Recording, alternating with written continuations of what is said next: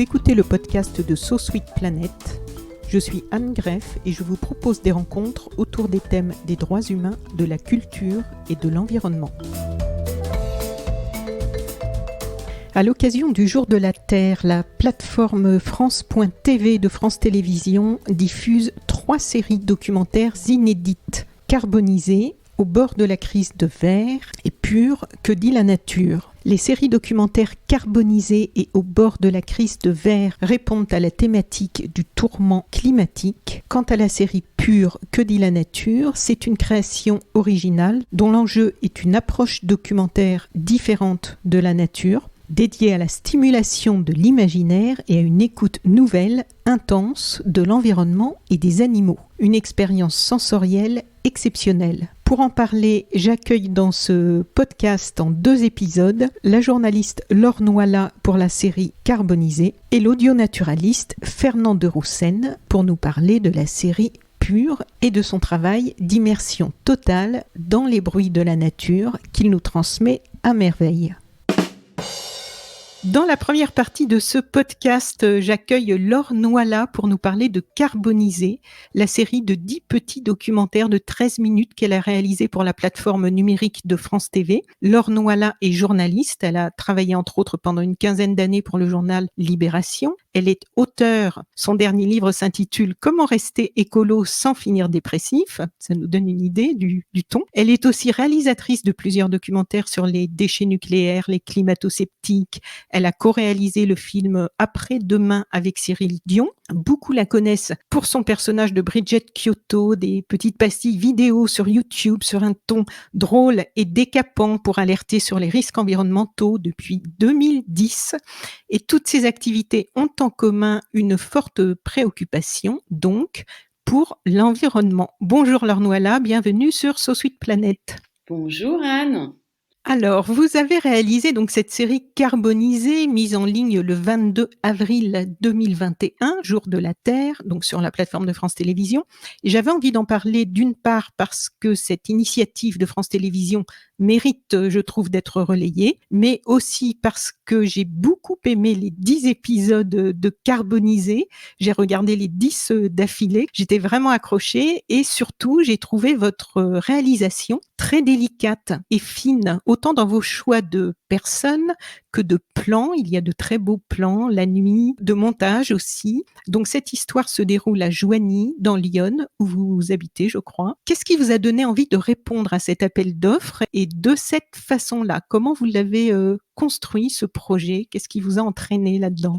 Ah, en fait, l'appel d'offres de France Télévisions est sorti je crois en mai 2019. En avril-mai 2019, il fallait répondre. Voilà. Et moi, j'étais en pleine éco-dépression. Enfin, j'étais dans mon énième cycle de tambour, de machine à laver, en plein essorage, parce que rien ne change vraiment, les choses empirent. Et donc, du coup, voilà, j'étais dans ma ville, dans mon jardin à Joigny, et puis un producteur m'appelle, donc Point du jour m'appelle, et je sais pas ce qui s'est passé, ça m'a foutu la patate de parler d'éco-dépression. Alors l'appel d'offres, il s'intéressait au tourment climatique. J'étais en plein dedans, quoi. Le tourment climatique. Je me rappelle les termes, c'était mais qu'est-ce qu'on fait quand on a 14 ans Est-ce qu'on a envie de devenir Greta Thunberg? Est-ce qu'on prend encore l'avion pour partir en vacances? Est-ce qu'on mange encore de la viande? Est-ce qu'on voudra des enfants plus tard? Voilà, c'est toutes les questions, les torsions qu'on peut se faire au cerveau, les nœuds qu'on peut se faire au cerveau. Et voilà, et ça me parlait complètement puisque ça faisait une dizaine d'années que j'étais là-dedans. J'étais à l'époque au début de l'écriture de mon livre Comment rester écolo sans finir dépressif.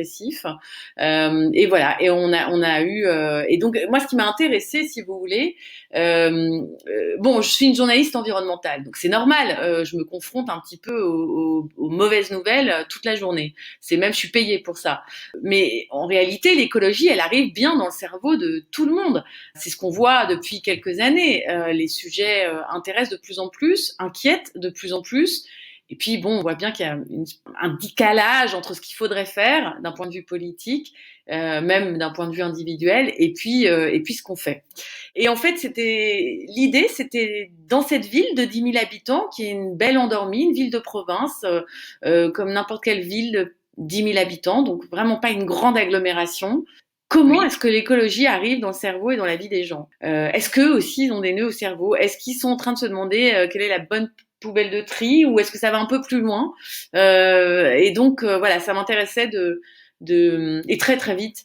Je me suis rendu compte que des gens qui m'entouraient ou des gens qui ne m'entouraient pas, qui étaient un peu plus loin de mon cercle de connaissances, on va dire, étaient concernés en fait par ces questions-là de diverses manières et à tous les âges. Et alors, pourquoi ce titre, en fait, carbonisé? Alors parce qu'on est un peu punk déjà, et puis parce que carbonisé, en fait, si vous voulez, c'est un peu l'idée qu'il y a cette surchauffe climatique, ces changements climatiques qui n'échauffent pas que la nature, mais qui échauffent également nos cerveaux. C'est-à-dire que quand on essaye d'avoir une vie parfaite d'un point de vue environnemental, on voit très très vite que c'est le suicide, quoi, la seule action à mener pour avoir zéro impact sur la planète. Évidemment, je ne préconise pas le suicide, même s'il est bio, mais on s'arrache les cheveux, ça chauffe. Hein. Si je fais ça, je limite ma consommation d'énergie, très bien, mais en faisant ça, j'ai recours au nucléaire, très bien. Mais alors, si j'ai recours au nucléaire, est-ce que je suis vraiment écolo? Mais c'est le nucléaire. Enfin bon, voilà. Donc, on s'arrache un peu les cheveux sur les questions environnementales parce que nous sommes maintenant dans des sociétés complexes et des systèmes complexes, des systèmes de consommation, de mondialisation, voilà, qui font que de toute façon, nous avons des impacts. Nous voudrions en avoir des moindres et des inférieurs, puisque pour rester en dessous de la barre des plus 2 degrés d'ici à 2030, 2050, il faut vraiment réduire des 2/3 nos émissions de CO2. Et Anne, je ne sais pas si vous y arrivez, si vous faites votre petit bilan carbone personnel, mais c'est très très très très dur, quoi. Et voilà, donc on s'arrache un peu les cheveux. Donc on est un peu cramé du cerveau, du neurone, et on est donc carbonisé, tout comme cette planète dont l'atmosphère va bientôt être ultra carbonisée. C'est ça. Et d'ailleurs, il y a une petite séquence qui l'illustre bien avec Massimo. Au début, là, avec son petit pot en terre, je crois, qu'il a commandé sur Internet, qui est arrivé cassé. Et alors, est-ce qu'il met de la colle ou pas de la colle? La colle, c'est pas bon pour l'environnement. Mais en même temps, c'est quelque chose qu'il a acheté neuf, donc il n'a pas envie de le jeter comme ça. Et peut-être qu'il pourrait emprunter de la colle. Voilà, Massimo c'est devenu un ami. Hein. Il est, j'adore Massimo parce que Massimo, voilà, il a changé de vie, il avait une vie confortable, et puis il a commencé à développer une névrose obsessionnelle pour le déchet, des analyses de cycle de vie, il en voit à peu près pour n'importe quel objet, et son combat, donc il a vraiment changé de vie. Il est, je crois, conseiller en optimisation fiscale dans le passé, et maintenant il travaille au syndicat des déchets du centre Yonne.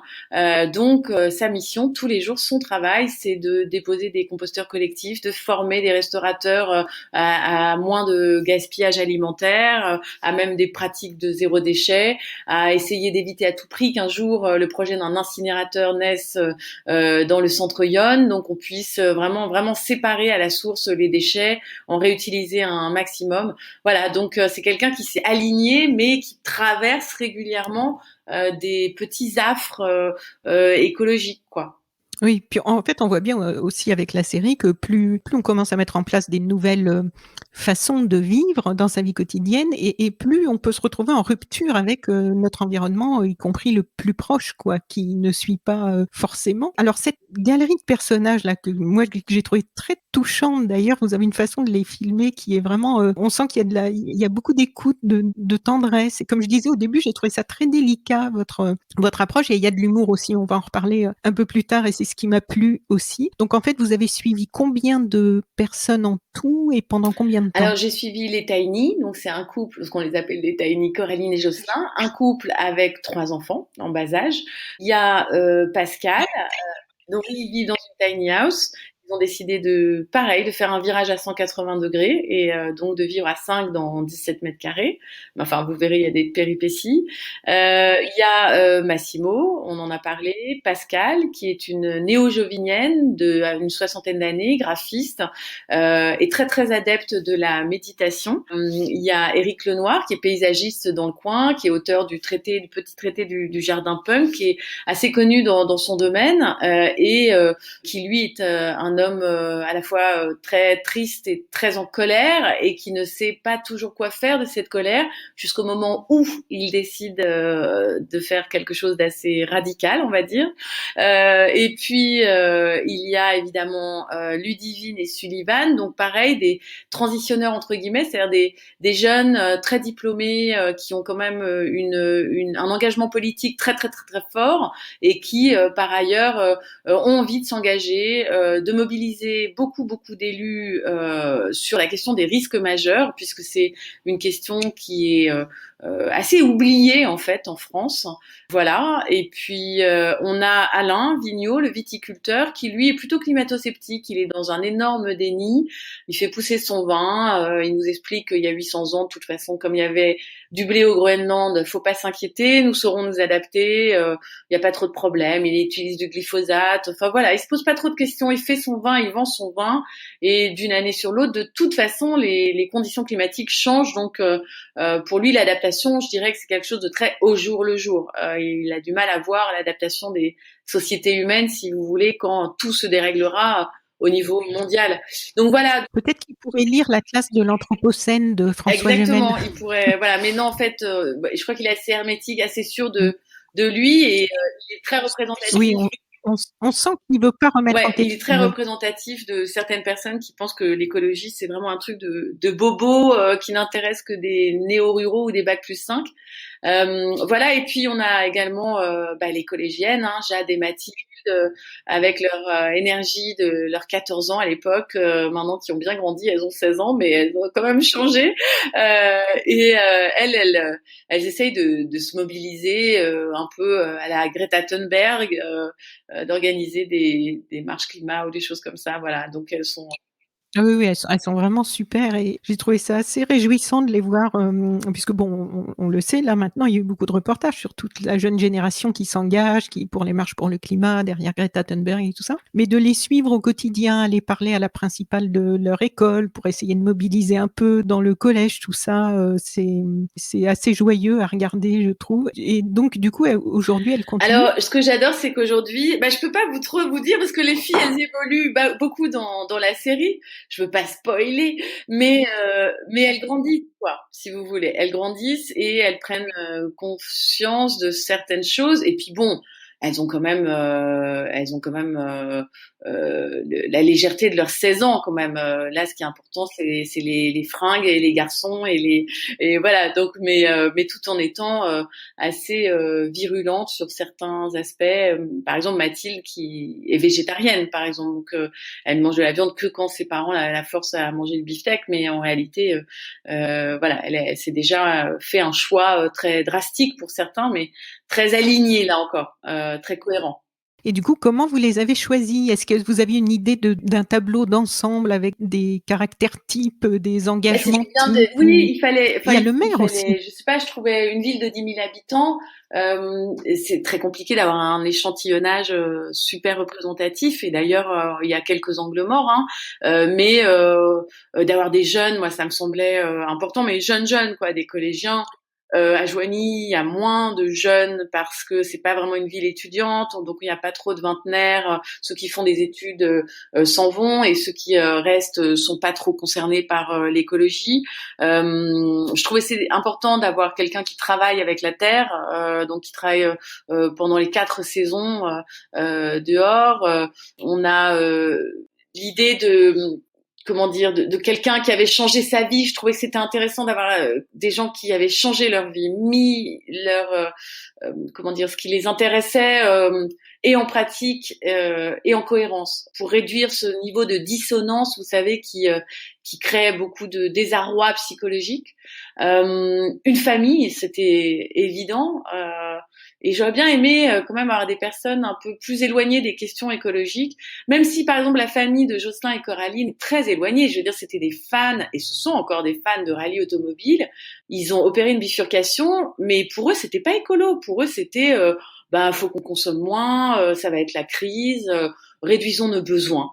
Mais ils se sont jamais dit réduisons nos besoins parce que tout va s'effondrer. Voilà. Et en fait, ils ont opéré une très belle bifurcation. Ils se sont rendus compte que Ce qui est très étonnant d'ailleurs, c'est que leurs amis proches des trucs de rallye ne comprenaient pas trop leur bifurcation, donc les ont un peu laissés tomber. Et maintenant, ils se sont trouvés une nouvelle communauté d'amis très intéressés et très curieux de leurs exploits, parce que ils réalisent quand même quelques exploits, à vivre dans cette tiny house, à faire pousser leurs légumes et à atteindre une forme d'autonomie presque complète, à installer des panneaux solaires, à réduire leurs besoins. Enfin, c'est vraiment, ils sont assez, en un an, ils ont beaucoup progressé. Voilà, donc ils ont une nouvelle communauté, ils ont changé de vie, ils ont des nouveaux amis. Enfin, et tous ces gens-là finalement ont fini par se croiser, se rencontrer et s'apprécier. Et maintenant, tous ces personnages font des choses ensemble. Donc c'est ça qui est extraordinaire. Oui, parce qu'au début, dans les premiers épisodes, effectivement, on les voit séparément les uns des autres. Vous nous présentez, on suit un petit peu les deux jeunes filles, Massimo, Ludivine et Sullivan. Et puis, au fur et à mesure qu'on avance, en fait, les croisements commencent à s'opérer. Et on voit des contacts qui se nouent et des actions aussi qui se mettent en place. Je me demandais, en suivant un groupe de personnes comme ça dans le temps, en fait, on ne sait pas toujours où ça peut mener. Est-ce que vous avez eu des surprises pendant le tournage? Oui, des grosses surprises. Enfin, comment dire, même une petite catastrophe, un petit effondrement au moment d'un incendie, enfin qui met à mal quand même pas mal de choses. En termes de surprises, c'est vrai que euh, moi, je les regardais. Je vous remercie d'ailleurs d'avoir noté qu'on les regardait avec tendresse finalement, parce que ce sont des gens que j'ai appris à aimer, qui sont pour certains devenus des amis et voilà, je sais pas, j'ai l'impression qu'ils font partie d'une famille, non pas d'éco-anxieux pour le coup, mais d'éco-agissants. Qui se retroussent les manches, savent très bien que ça va très mal se passer, mais qui font quand même. Et donc du coup, voilà, c'est assez touchant. On est très loin des clichés ou des grosses manifs d'étudiants parisiens. On est dans une ville de province, je le redis, qui a ses caractéristiques. Vous savez, c'est une ville où je sais pas, 26% des personnes qui y vivent ont plus de 60 ans, 25% supplémentaires ont pas forcément de niveau d'études ou sont au chômage. Donc on est quand même dans une ville très disparate. Et bon, notre rêve, notre ambition, c'est quand même d'essayer d'amener l'écologie dans les quartiers populaires et ou défavorisés. Et on va essayer de s'y employer, de créer des associations. Enfin, on est déjà voilà à la suite de tout ça ou pendant tout ça, on a décidé d'agir au-delà de nos périmètres individuels, quoi. Donc c'est très très touchant et Ah oui. très enthousiasmant. Ça a créé ça a mis en réseau, en fait, toutes ces personnes qui, certaines se connaissaient peut-être déjà, d'autres pas. Enfin, même vous ne les connaissez. En fait, je me suis demandé justement, quand j'ai vu que vous habitiez Joigny, je me suis dit, est-ce qu'elle les connaissait tous avant, ou est-ce qu'il y avait une part d'aventure de suivre des gens, justement, J'en connaissais peut-être que vous ne certains connaissiez pas du tout. qui m'avaient même dit non d'ailleurs Oui. pour être filmés, qui finalement sont allés dans l'aventure. Donc je trouve ça, je les remercie. Je pense à Pascal qui était pas très partante au début et puis finalement qui amène quelque chose de très très important, je trouve. C'est une espèce de distance et de hauteur, de légèreté pour retrouver un peu de la joie en fait dans tout ce qu'on fait.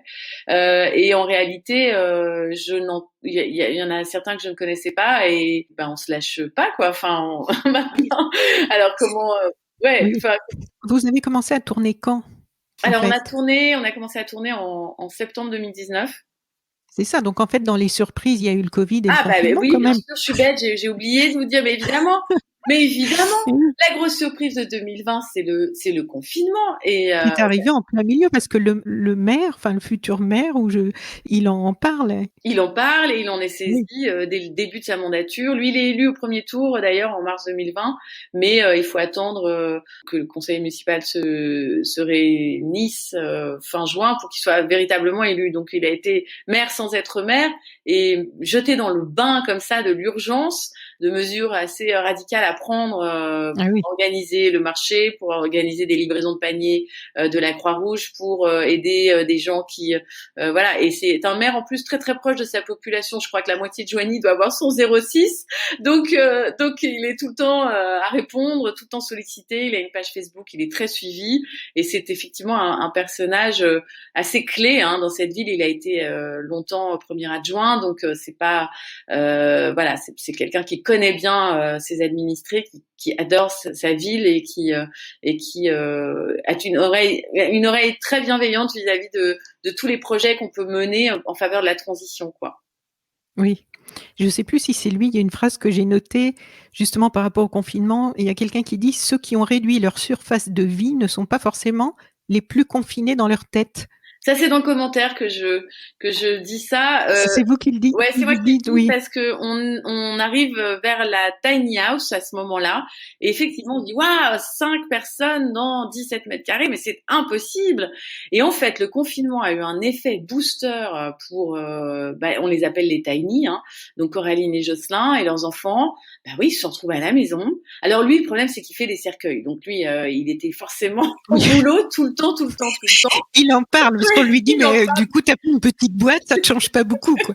Une petite boîte en bois. Mais lui il bossait beaucoup, mais et des woofers sont venus s'installer sur leur terrain et les ont aidés beaucoup, donc à développer leur culture, leur permaculture. Coraline est une staccanoviste du légume.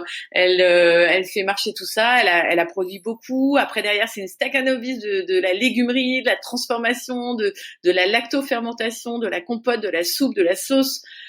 Oui, on la voit parmi tous ces bocaux. C'est impressionnant d'ailleurs le cœur qu'elle met et la persévérance, parce que tout le monde sait, enfin tout le monde, ceux qui ont essayé savent que les premières récoltes pour quelqu'un qui n'est pas né sur le terrain sont quelquefois un peu décourageantes On est un petit peu et submergé difficiles. parfois. Et cette année, on a eu une fructification quand même assez délirante. Voilà, dans le verger qui est un peu à disposition de tout le monde, qu'on a un peu en Oui. commun, on a quand même récolté 300 kilos de pommes et 160 kilos de cerises. Donc que faire? Enfin voilà, quand vous achetez un kilo de cerises, vous multipliez par 160 et essayez de vous faire des cerises en bocaux, ça vous prend des journées et 2 journées. Voilà, mais tout ça dans la bonne humeur et si possible. Mais ils vendent aussi un petit peu, non? Parce qu'à un moment, ils disent, voilà, on a récolté tant, ils parlent de vente et de ce qu'ils gardent et de ce qu'ils peuvent. Oui, alors ils vendent un peu de leur vocation, c'était ça. Ils conservent et ils mangent en direct. Ouais. L'idée, c'est, si vous voulez, on a beaucoup de questions actuellement autour de la question de l'autonomie alimentaire, énergétique, d'habitat aussi. Donc, ces questions d'autonomie sont au cœur de la pensée écologique et de certaines franges qui ont envie d'une transition. C'est-à-dire, on s'extrait d'une ville, on s'extrait d'un système malade, auquel d'ailleurs on contribue, et on s'extrait pour vivre mieux dans le temps imparti. Actuellement, je suis en train de faire un tour de France des écolieux, des initiatives, des gens qui bifurquent, si vous voulez, et je retrouve toujours ça, quoi. J'ai envie de sortir du système, de réapprendre à faire des choses, faire pousser mes légumes, c'est tout bête, mais on a oublié, quoi, depuis 2 ou 3 générations.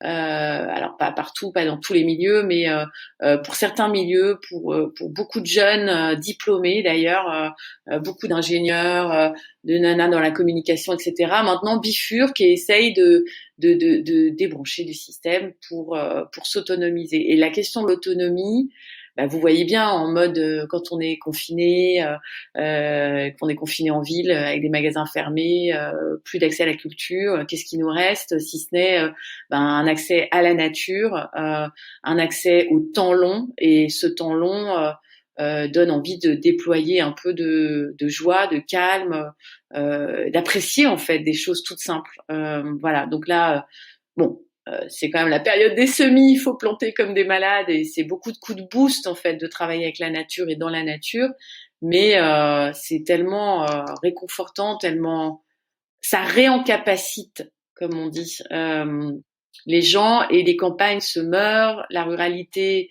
isolée se meurt. Il y a beaucoup de terres à réinvestir, beaucoup de choses à réapprendre pour vivre mieux, plus lentement, plus simplement.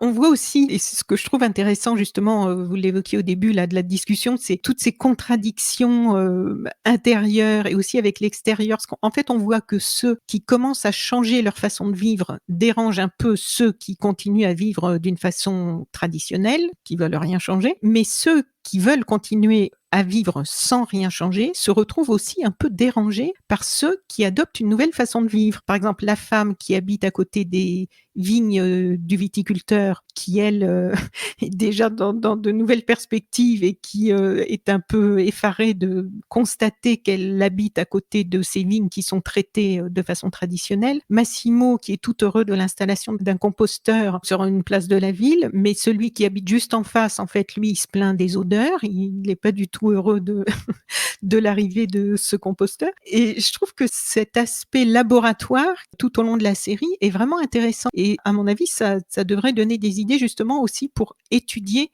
un peu plus où sont les points de friction et où est-ce qu'on pourrait, bon, pour ça évidemment, il faut déjà être dans des villes où c'est acquis qu'on veut opérer une transition, mais c'est intéressant à regarder où sont ces points pour essayer de faire des choses qui se passent de façon fluide, quoi. On peut étudier tous les points là où ça... En fait, le point de friction, Anne, se... il est très clair. C'est-à-dire que moi, je pense toujours à la phrase de Montesquieu. Bah, je veux pas faire l'intello, mais on l'a tous en tête, cette phrase. La liberté des uns s'arrête là où commence celle des autres. Et en réalité, sur les questions environnementales, nous sommes tous sur la même planète, dans le même bateau, qui n'a pas de frontières, mais qui a une fine couche d'atmosphère qui nous protège, qui permet la photosynthèse, qui permet la vie, l'eau, l'émergence de... Nous sommes sur une planète miraculeuse et nous sommes en train, par notre seule présence et nos activités très carbonées, de faire basculer les conditions de vie sur Terre, qui deviennent instables, alors qu'elles ont été stables pendant 10 000 ans. Ces 10 000 ans, il faut voir que c'est le démarrage, on va dire. C'est quand on sort de nos grottes du néolithique, qu'on se sédentarise, qu'on crée l'agriculture, jusqu'au moment où on va sur la Lune, quoi. Donc si ces conditions de vie sont stables climatiquement parlant, ça nous permet de nous développer. Elles sont en train de changer et on ne sait pas vers quoi elles vont aller, vraiment, mais on sait qu'elles vont déstabiliser grandement les sociétés humaines qui, depuis 10 000 ans, vivent avec quelque chose d'assez stable. Le point de friction, pour moi, il est quand quelqu'un ne comprend pas ça. C'est tout. Il est à peu près à ce niveau-là. Par ailleurs, ça se traduit donc dans des choses quotidiennes, mais infernales. Ce sont des questions de confort, de consommation, de confort de vie. Est-ce que j'ai besoin de 3 voitures? Est-ce que dans un immeuble avec 15 appartements, on a besoin que chacun ait une machine à laver? Est-ce qu'on peut pas faire comme dans les pays nordiques, faire des buanderies communes, mutualiser beaucoup de choses plutôt que acheter neuf, plutôt, alors qu'on pourrait partager, vous savez, qu'une voiture est immobilisée sur un parking 92% du temps. Bon, donc c'est complètement idiot, on pourrait la prêter, la partager, etc. Mais là, je vous donne des petits exemples un peu bébêtes, mais n'empêche que voilà, moi ce que je ne comprends pas, c'est quand on me dit mon intérêt est supérieur à l'intérêt collectif étant celui de l'humanité sur cette planète aux conditions stables qui sont en train de basculer, de se déstabiliser et donc du coup d'aller vers quelque chose qui est de l'ordre de l'inconnu. Mais cet inconnu on a quand même quelques pistes, et ces pistes, c'est que les productivités agricoles vont baisser, c'est que les ressources se raréfient, c'est que l'accès à l'énergie n'est pas le même pour tous et il va être de plus en plus cher. Voilà. Or, nous avons des modes de consommation où on ne sait jamais poser la question des limites. Voilà, donc le point de friction, il est quand je dis limite et qu'on me dit mais non, moi j'ai toujours fait comme ça dans ma famille, puis 5 générations, je vais pas m'emmerder à changer. Ah, c'est dommage, du coup on va tous devoir changer, on va subir le changement plutôt que de l'anticiper, de le préparer et de le choisir.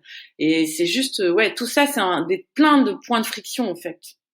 Mais je pense que les gens ont peur de changer aussi parce que depuis le temps que j'en croise, des gens qui ont peur de changer, c'est parce qu'ils méconnaissent l'ampleur des enjeux et de ce qui nous pend au nez. Et voilà, pour X raisons qui sont parfois très valables, pas d'accès à l'information, fin du monde ou fin du mois, la priorité est plutôt sur la fin du mois, etc.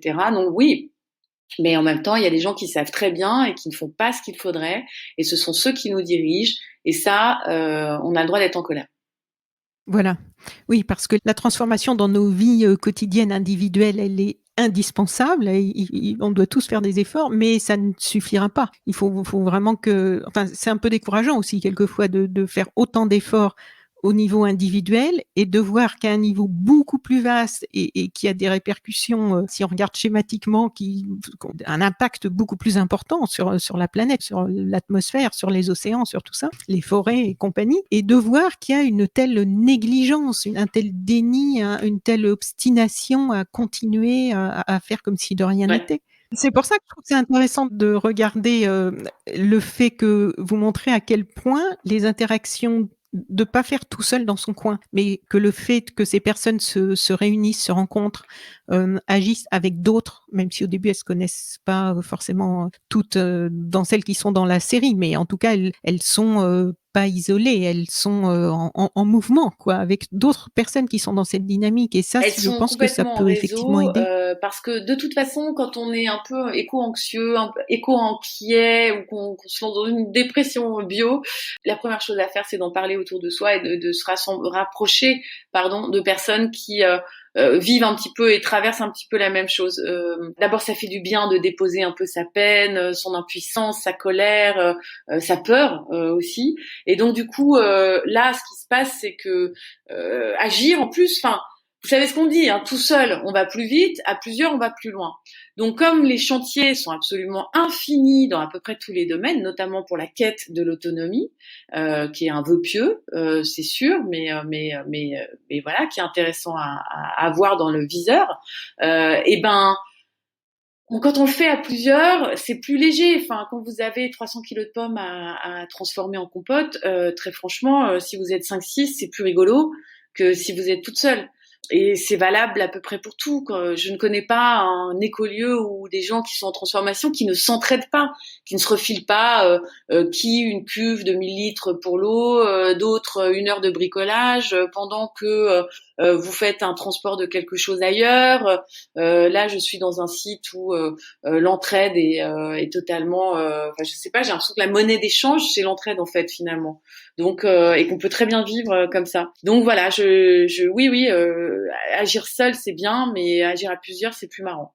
Et vous, qu'est-ce qui vous a sensibilisé aux questions d'environnement? Est-ce que ça a été une prise de conscience progressive ou est-ce qu'il y a eu un moment, une étape, Moi, un je élément suis tombée en déclencheur? écologie en arrivant à Libé dans le début des années 2000. On a créé la page Terre. Je crois que ma grosse claque, ça a été Tchernobyl. Quand j'y suis allée pour la première fois en 2003, j'y suis retournée souvent. Ça m'a déclenché une sorte de passion pour le nucléaire, son fonctionnement, plutôt ses dysfonctionnements, son économie, son efficacité, plutôt son inefficacité industrielle. Et puis voilà, ça a déclenché, je sais pas, une forme de. Pour moi, il y avait rien de plus important que de parler des dérèglements en cours. Je pensais qu'en parlant, en écrivant tous les jours dans Libération là-dessus, ça mobiliserait les gens. Ça n'a pas été vraiment le cas. Et à force de déception et d'être revenu de plein de croyances comme ça ne m'empêche pas d'agir parce que je ne saurais pas quoi faire d'autre dans la vie aujourd'hui. Voilà, que d'alerter, que de faire, que de relier les gens, que d'en parler, que de raconter des histoires et voilà, et d'aider. Par exemple, en ce moment, je prépare un livre, Bifurqué par temps incertain. Comment on fait pour changer de vie? Faut-il partir seul, en collectif? Quels sont les pièges, multiples pièges qu'on va trouver? Doit-on sortir des villes ou continuer à se battre à l'intérieur des villes pour qu'elles soient plus résilientes, etc. Donc c'est des questions infinies, quoi. Voilà. Alors, l'humour est souvent présent aussi dans tout ce que vous produisez. Et là aussi, tout au long de ces épisodes, l'humour est présent de façon très fine, en fait. Et c'est un regard, quelquefois un peu décalé, comme avec Bridget Kyoto. D'ailleurs, j'ai re-regardé là quelques épisodes en préparant cette interview. Quelle place a l'humour dans votre travail? Alors l'humour, d'abord dans ma vie à titre d'être humaine, j'aime bien me marrer. J'adore l'humour noir, jaune, vert, enfin voilà, un truc un peu trash, parce que je suis une personnalité qui aime beaucoup rire, qui trouve que tout est risible. Encore une fois, je redis qu'on est sur cette merveille de planète miraculeuse et qu'on a quand même la vaste blague, c'est qu'on arrive à tout détruire, quoi. Voilà, en quelques centaines d'années. Donc je trouve ça assez drôle. Enfin, c'est de l'ironie, hein. Oui, j'aime bien l'humour caustique et ironique. Du coup, quelle place ça a? Ça me permet moi de mettre à distance le pire. Voilà, c'est la seule fonction pour moi du rire. Vous savez, c'est c'est un super réalisateur qui avait fait, un réalisateur qui avait cette phrase comme quoi l'humour, c'est la politesse du désespoir. Oui, pour moi, c'est la politesse du désespoir. C'est-à-dire, soyons au moins légers et drôles, parce que sinon, c'est à en chialer, quoi, de ce que l'humanité peut faire à ce miracle. Donc, en plus, pour des raisons assez questionnables, comme la cupidité ou des choses pas très nobles en fait. Donc moi je dirais que l'humour permet de mettre à distance le pire et de prendre de la hauteur. Bien. Pour terminer, qu'est-ce que vous avez envie qu'il en sorte de cette série ? Qu'est-ce que vous aimeriez que les spectatrices et spectateurs en tirent ? Déjà, ce serait super si les gens pouvaient se dire, mais en fait, finalement, oui, on se reconnaît là-dedans, on vit là-dedans, on est un peu éco-anxieux, et je voudrais les rassurer en leur disant que s'ils sont un petit peu dans ces affres-là, et parfois tristes, parfois en colère, impuissants ou plein de trouille, en réalité, ils sont très, très, très bonne santé. C'est ça, l'éco-anxiété, c'est un signe de très bonne santé. Être carbonisé, c'est un signe de très bonne santé. Et puis, vous savez, on carbonise, on brûle un peu les terres pour qu'elles soient encore plus fertiles après. Donc, il me semble que quand on a bien cramé ces petits neurones, on est prêt pour fertiliser nos actions de plein d'enthousiasme, de joie et allez, j'ose le dire, d'espérance, pour que ceux qui s'en sortiront dans quelques décennies puissent se dire des gens avant nous ont fait et nous ont montré un peu une voie de résilience, de sobriété, d'autonomie, et merci à eux d'avoir tracé ce chemin. C'est une belle conclusion. Merci beaucoup, Laure, pour nous avoir un petit peu permis de découvrir par le off cette belle série qui est donc mise en ligne sur la plateforme France.tv dans le cadre du Jour de la Terre et qui va rester en ligne, je pense. Il n'y a pas de date de fin, ça va rester en ligne. Non, ça va rester en ligne très très très longtemps. Voilà. Donc tous ceux qui réécouteront ce podcast, y compris dans 1 an, 2 ans, 3 ans, on espère pourront toujours y avoir accès. Donc, je vous souhaite une bonne continuation sur votre nouveau projet. Merci beaucoup. Et puis, voilà, je vous souhaite une bonne route. Merci beaucoup. Bonne journée, merci beaucoup Anne. Et puis, bon visionnage à tous ceux qui nous écoutent. Voilà, on encourage tout le monde à visionner et surtout à partager, faites connaître, partager sur les réseaux sociaux pour faire découvrir et sensibiliser le plus grand monde. Merci, au revoir. Merci beaucoup Anne, au revoir. Chères auditrices, chers auditeurs, si vous avez apprécié ce podcast de So Sweet Planet, n'oubliez pas de lui mettre un avis favorable sur votre application de podcast, par exemple 5 étoiles sur Apple Podcast, et de rédiger un avis sympathique. Cela me fera plaisir. Pour plus d'informations sur les droits humains, l'environnement et la culture, vous pouvez suivre la page So Sweet Planet sur Facebook. Enfin, n'oubliez pas de vous abonner gratuitement, soit à la newsletter sur le site sosweetplanet.com, soit au podcast sur votre application de podcast pour être informé des prochains podcasts de So Sweet Planet mis en ligne. À bientôt.